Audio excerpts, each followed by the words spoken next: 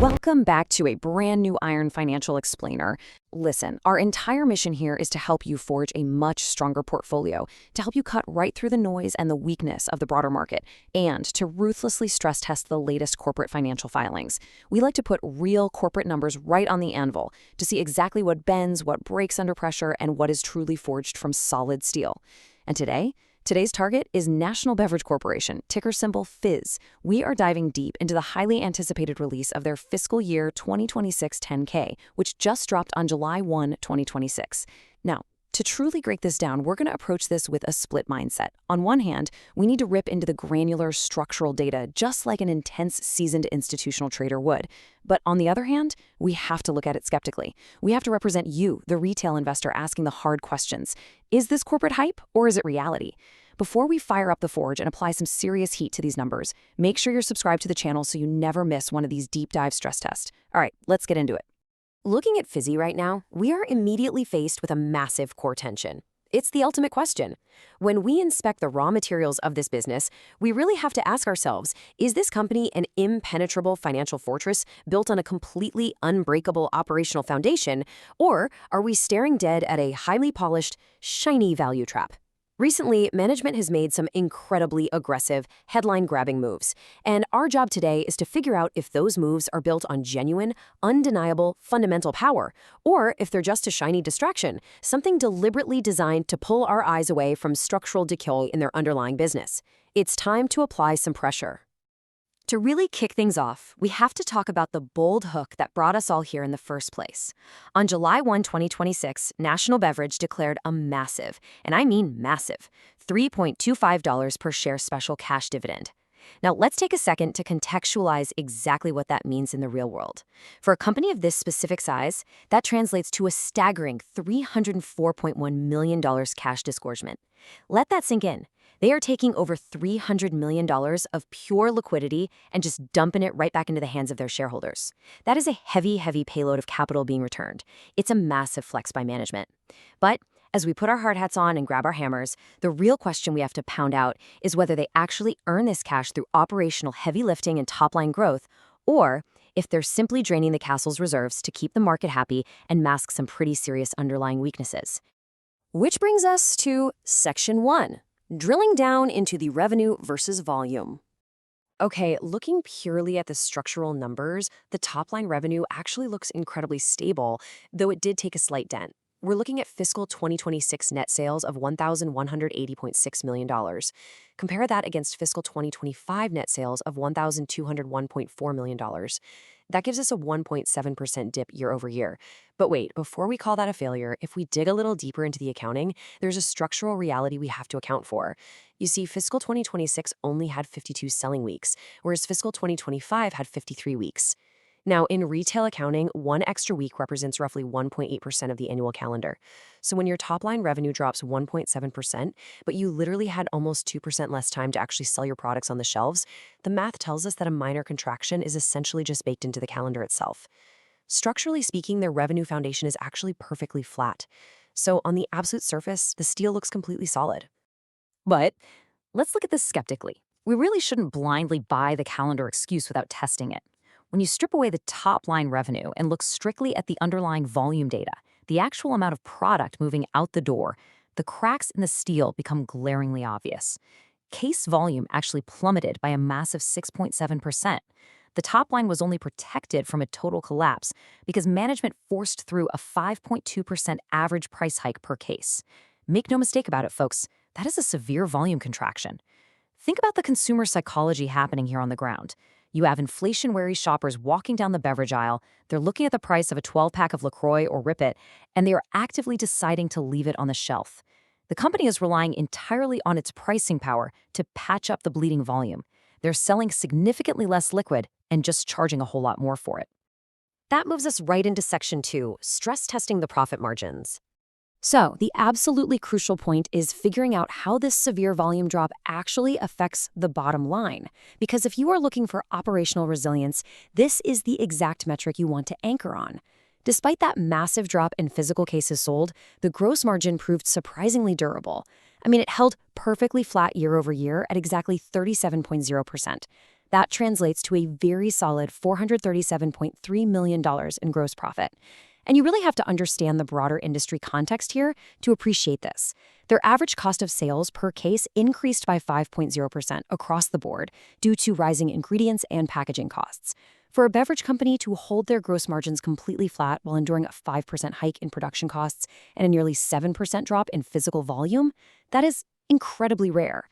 That shows a level of operational resilience that is honestly very hard to ignore.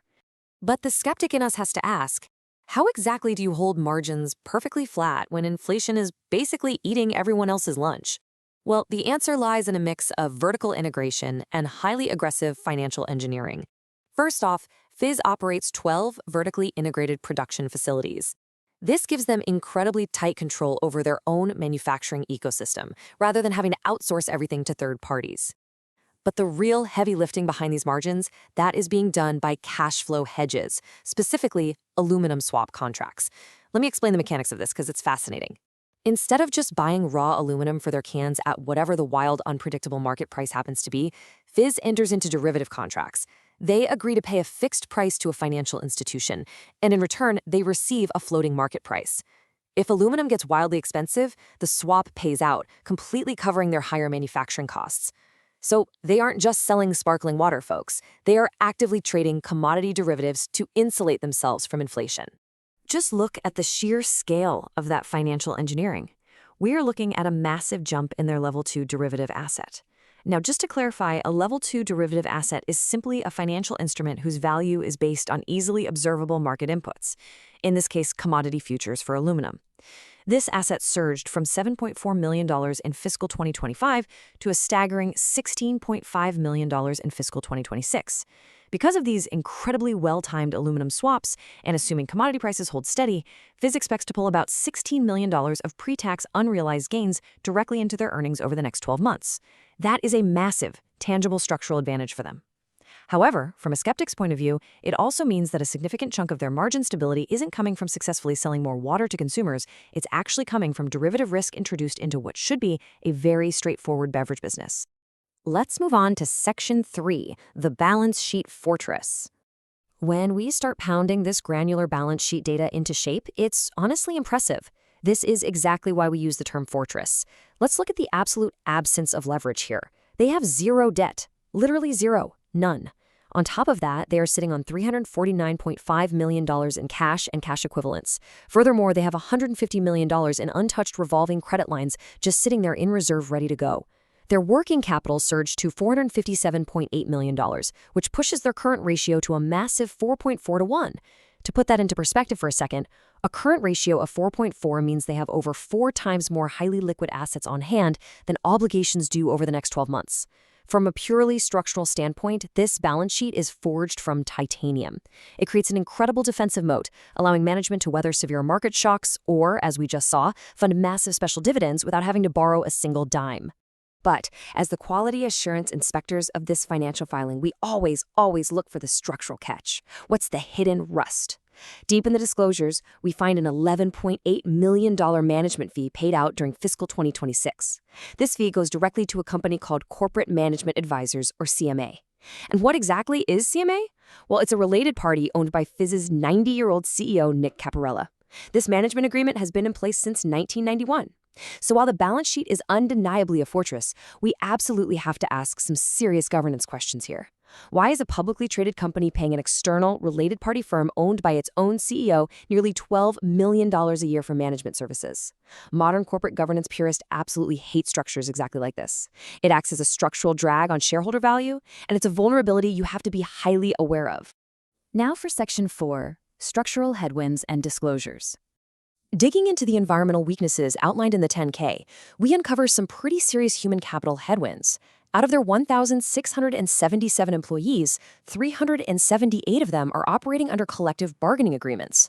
In an era of high labor tension and increased union activity across the country, that's an immediate stress point. Furthermore, the 10K explicitly flags their participation in a multi-employer pension plan, the Central States Pension Plan, or the CSS Fund. And this fund is marked in the PPA red zone. We need to stop right here because this is critical. When a pension plan hits the red zone under the Pension Protection Act, it means the plan is critically underfunded, usually falling below a 65% funding threshold. For participating companies like FIZZ, this is essentially a ticking time bomb. It implies that severe mandatory cash funding liabilities could drop on their doorstep in the future just to bail out the plan. On top of all this labor risk, management is aggressively pivoting their marketing. They are entirely ditching traditional high-cost national advertising and instead relying heavily on localized shelf marketing and grassroots branded ambassadors.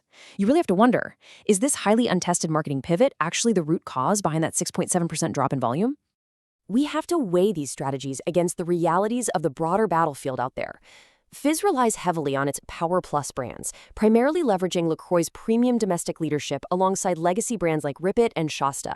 They're leaning incredibly hard into better-for-you innovation, which is great, but we cannot forget that they are going to war every single day against the pure capital firepower of the massive cola giants. We're talking Coca-Cola and PepsiCo. Those giants have virtually unlimited marketing budgets and absolute total distribution leverage over supermarkets. FIZZ is fighting a grassroots guerrilla war using shelf space and niche brand loyalty against an absolute artillery barrage of corporate capital. When you combine that incredibly unequal fight with FIZZ cutting back on national advertising, relying on localized ambassadors starts to look like an incredibly risky strategy to defend market share. Finally, we reach Section 5, the iron financial verdict. So, placing all of these materials directly on the anvil, what is the final iron financial valuation? Well, on one hand, you have a foundation forged from zero debt, an incredibly defensive pricing power, a masterful use of derivative hedging to protect margins, and a core portfolio of proven brands throwing off massive amounts of cash. But on the other side of the ledger, you are staring at a severe 6.7% volume decay. A 90-year-old CEO extracting $11.8 million via a related party, a critically underfunded pension liability, and an aggressive cash-disgorging dividend policy that might just be a shiny object to keep you from noticing that fewer and fewer people are actually buying their drinks. Our definitive iron financial rating is this. FIZZ is an unyielding cash flow fortress, but you absolutely must watch the volume cracks forming in the armor. If you're an investor, you can take a lot of comfort in the zero debt and the massive liquid cash pile protecting the floor. But I want to leave you with this provocative question to ponder before you make a move. Can a company truly survive long-term if its primary defense against shrinking customer demand is endlessly raising the price of an aluminum can? Pricing power is a phenomenal heavy shield, but it simply cannot outlast volume contraction forever. Keep your eyes relentlessly on the volume data, folks. Thanks for joining this stress test on the anvil today, and we'll see you next time. Quick disclaimer, everything I share is for entertainment and informational purposes only. I'm not a financial advisor, so please do your own research and talk to a professional before making any moves with your money.